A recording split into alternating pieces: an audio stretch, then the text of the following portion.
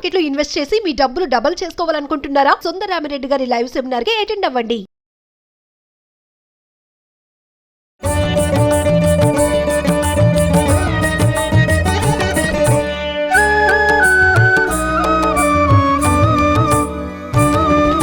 నమస్కారం అమ్మా. నమస్తే తల్లి. అమ్మ, ఈరోజు దుర్గాష్టమి. అవునమ్మా. ఈ దుర్గాష్టమి అంటే పేరులోనే అసలు ఒక రకమైన వైబ్రేషన్ అన్ని కూడా ఉంటాయి కదా, వచ్చేస్తూ ఉంటాయి. అయితే దుర్గాష్టమి అమ్మవారు దుర్గాదేవి అవతారం ఎత్తి రాక్షసులను సంహరించడానికే అమ్మవారు ఒక్కొక్క అవతారం తోటి రాక్షసులను సంహరిస్తూ వచ్చింది. అయితే ఈ అవతారం వెనక ఉన్న కథ ఏముందమ్మా? ఓం శ్రీ గురుభ్యో నమః. శ్రీ మహాగణాధిపతయ నమః. శ్రీమాత్రే నమః. యాదేవి సర్వభూతేషు శక్తి రూపేణ సంస్థిత. నమస్తస్యై నమస్తస్యై నమస్తస్యై నమో నమః. శక్తి రూపంగా అందరిలో ఉండేటటువంటి ఆ జగన్మాత ఒక్కొక్క రాక్షసుని సంహరించడానికి ఒక్కొక్క అవతారాన్ని ధరించడం జరిగింది. ఎందుకంటే వాళ్ళు తమకి మరణం లేకుండా అనేక రకాలైన వరాలు కోరుకోవడంలో ఎన్నో మెలికలు పెడతారు మరణం లేకుండా ఉండాలని. ధరించబోయేటువంటి అవతారం ఆ మెలికలని ఆ మడతల్ని అన్నీ ఛేదించుకుంటూ రావాల్సిన అవసరం ఉంటుంది. కనుక అలా వచ్చినటువంటి వాళ్ళల్లో ఒక అవతారం దుర్గా. దుర్గే స్మృతా హరసి భీతిమశేష జంతో స్వస్థై స్మృతా మతిమతీవ శుభాం దదాసి దారిద్ర్య దుఃఖ భయహారిణి కాత్వదన్యా సర్వోపకారకరణాయ సదార్ద్రచిత్త. సదా ఆర్ద్రచిత్త, ఎల్లప్పుడూ మెత్తని మనస్సుతో, తడితో ఉన్నటువంటి మనసుతో, ఆర్ద్రమైనటువంటి మనస్సుతో ఉండేటటువంటిది, అన్ని జంతువులకి భయాన్ని పోగొట్టేటటువంటిది ఆ జగన్మాత దుర్గ. ఈవిడ మొట్టమొదట మహిషాసురమర్దనం చేయడానికి అవతరించినప్పుడు మహిషుడు వెంటబడుతున్నాడు ఈవిడ అందాన్ని చూసి. ఎంతమందినో పంపించాడు. 7 రోజుల పాటు ఒక్కొక్కళ్ళని తనకు ఉన్నటువంటి సైన్యాన్ని అంతా పంపించాడు. అందరూ చచ్చిపోయారు. 8వ రోజు వీడే వచ్చాడు. వస్తే వచ్చిన వాడు యుద్ధం చెయ్యాలా? యుద్ధం చేయకుండా ఈవిడ అందాన్ని చూసి అంత బాగున్నావు, నన్ను వివాహం చేసుకో. మొట్టమొదట వాడు పంపిన కబురే వివాహానికి కదా అని వివాహం చేసుకొని అసలు ఇంకా అసలు ఒళ్ళు తెలియకుండా వెంటబడుతున్నాడు. వెంటబడుతూ ఉంటే ఈవిడ కొంచెం ముందుకు పరిగెడుతోంది. వీడు దరిదాపుల్లోకి వచ్చేదాకాడు మళ్ళీ పరిగెట్టింది. ఇలా ఉడితే దుర్గా అన్నట్ట.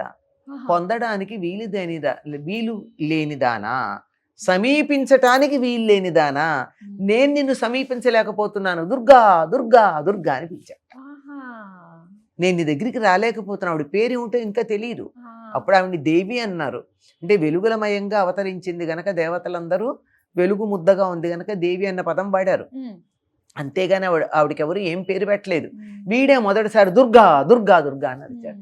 ఆగు, నేను అందుకోలేకపోతున్నాను, ఆగు అందుకోలేకపోతున్నాను అన్నాడు. అది ఆవిడకు ఉన్నటువంటి పేరు అలా వచ్చింది. అంతేకాకుండా ఈవిడ దుర్గమాసురుడు అనేటటువంటి వాడిని సంహరించింది. ఆ కారణంగా కూడా దుర్గా అన్న పేరుంది. దుర్గుడు అనేటటువంటి రాక్షసుని కూడా సంహరించింది. ఆ కారణంగా కూడా వీడికి దుర్గా అన్న పేరు వచ్చింది. దుర్గా అంటే పొందడానికి వీల్లేనిది, దుష్టులు సమీపించడానికి వీల్లేనిది. దుఃఖ అనేటటువంటి మాటకి చెడ్డతనం అని అర్థం. దుర్గుణాలు. దుఃఖ అంటే ఏదైనా చెడు గుణం, దుఃగుణం చెడ్డ గుణం. దుఃగా ఆ చెడ్డతనం ఎవరి దగ్గర ఉందో వాళ్ళ దగ్గరికి రాలేరు. అసలు దగ్గరికి వచ్చాక ఆవిడ తోసేయడం కాదు, అసలు సమీపించలేరు వాళ్ళు. ఏ రకంగా అయితే మహిషాసురుడు ఆవిడ్ని సమీపించలేక ఆగు ఆగు నేను అందుకోలేకపోతున్నానన్నాడో, అట్లా చెడ్డ గుణాలు ఉన్నటువంటి వాళ్ళు సమీపించటానికి వీలు కానటువంటిది అనే అర్థంలో దుర్గాని వాడంటే, నిజానికి చెడ్డ గుణాలు ఉన్న వాళ్ళు ఎవరు ఆవిడ సమీపానికి వెళ్ళలేరు. చూడండి, కొంతమంది దగ్గరికి చెడ్డవాళ్ళు వెళ్ళలేరు. వాళ్ళని చూస్తూనే వాళ్ళు ఏమనకుండాని బాబాయ్ వాళ్ళ దగ్గరికి మేము వెళ్ళలేమంటారు. ఎందుకంటే వీళ్ళల్లో ఉన్న చెడ్డతనం ఏదైతే ఉందో అది వాళ్ళ మంచితనం దగ్గరికి వెళ్ళలేదు. అటువంటిది దుర్గా. ఈ దుర్గా అన్నటువంటి మాటకి మరొక అర్థం ఏమిటంటే దుర్గా దుర్గతి నాశిని.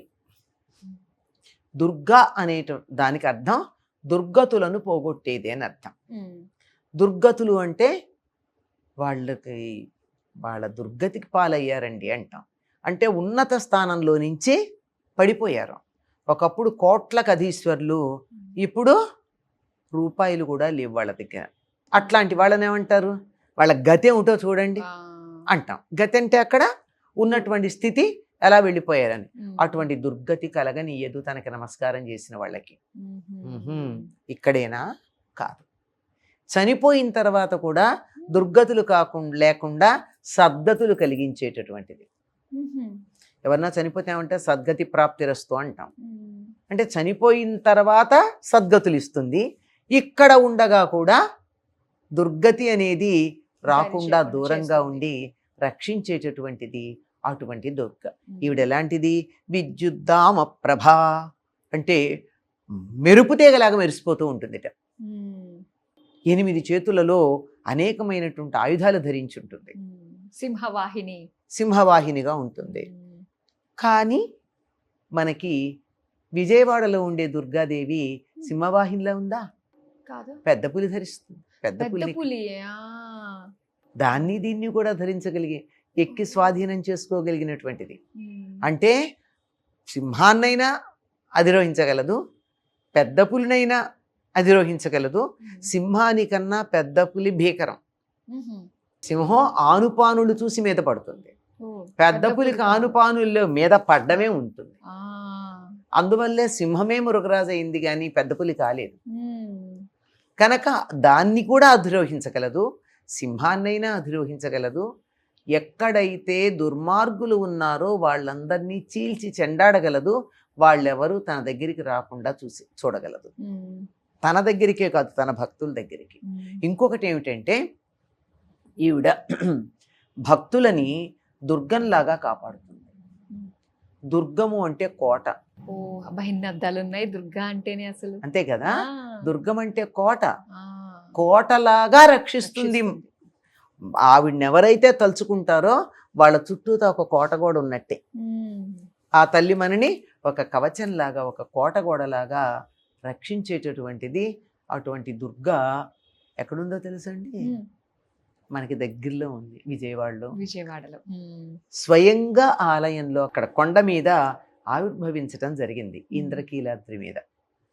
అమ్మలగన్నయమ్మ ముగురమ్మల మూలపుటమ్మ చాలా పెద్దమ్మ సురారులమ్మ కడుపారడి పుచ్చినయమ్మ తన్నులో నమ్మిన వేల్పుటమ్మల మనమ్ముల నుండెడియమ్మ. ఎవరావిడ? దుర్గా మాయమ్మ కృపాబ్ధి ఇచ్చుత మహత్వ కవిత్వ పటుత్వ సంపదల్. ఈ ఒక్క తెలుగు పద్యం చదువుకున్నట్టయితే లలితారహస్యనామ సహస్రం అంతా చదివిన ఫలితం ఉంటుంది. అన్ని అర్థాలు ఈ ఒక్క పద్యంలోనే ఉన్నాయి. వీటన్నిటికీ లక్ష్యమైనటువంటి ఆవిడ మనకు అందుబాటులో ఉన్న మన కనకదుర్గమ్మ. అవునమ్మా, చాలా చక్కగా తెలియజేశారమ్మా కనకదుర్గమ్మ గురించి. అలానే ఈరోజు దుర్గాష్టమి రోజు చాలా మంది ఆయుధ పూజలు అన్ని చేస్తూ ఉంటారమ్మా. నవమి నాడు చేస్తారు. ఓకే, అయితే నవమి నాడు మనం మాట్లాడుకుందాము. దుర్గాష్టమి రోజు మన దుర్గుణాలు పోగొట్టడానికి అమ్మ ఆవిర్భవించిన తీరు అవన్నీ కూడా మాకు తెలియజేసినందుకు ధన్యవాదాలు. నమస్తే.